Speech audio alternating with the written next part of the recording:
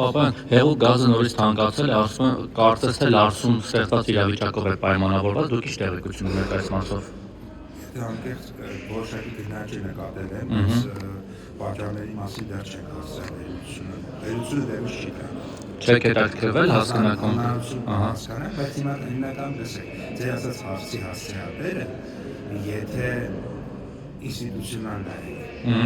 էկոնոմիկայի նախարարությունը չի, բայց մեզ միշտ հետաքրքրում է, կա արդյոք օրինակ իրավիճակ, որ դա մեր դաշտ, օրինակ շատ հաճախ տրանսպորտային ներդրում, որը գեն դաշտում է, մրցակցության հետ է կապված, տնտեսական մրցակցության պաշտպանության, բնականաբար սպառողների իրավունքների շահերի պաշտպանության դրամաբանության մենք նայում ենք։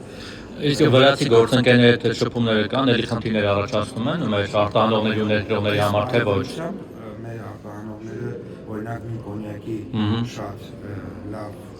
գիտեն, որ խնդիր չկա, ընդ որում ինչա տեղում այն ժամանակ սպասում էին, պատասխանը գար, նոր գնային։ Հիմա կանգնում են, հանձնում են նմուշը ու գնում են։ Հետո որ պատասխանը գալիս է բացական, ինչ են անում։ Կա մեխանիզմ, քանի որ շատ քիչ է բացական պատասխանները, այսինքն մենք դրան դեռ չենք գտել, այսինքն կա այնտեղ պայմանավորություն, որ ինչ-որ տոկոսի չափ եթե լինի, խնդիրը կնայենք, բայց քանի որ շատ քիչ է լինում, դրանից շատ է։ Իսկ Պրոշյանի կոնյակի գործանի, էսել ու ավարտեմ, Պրոշյանի կոնյակի գործանի մասով, որ ռուսները այսինքն համարել են կեղծ ապրանքանիշ կամ լավը չեն ու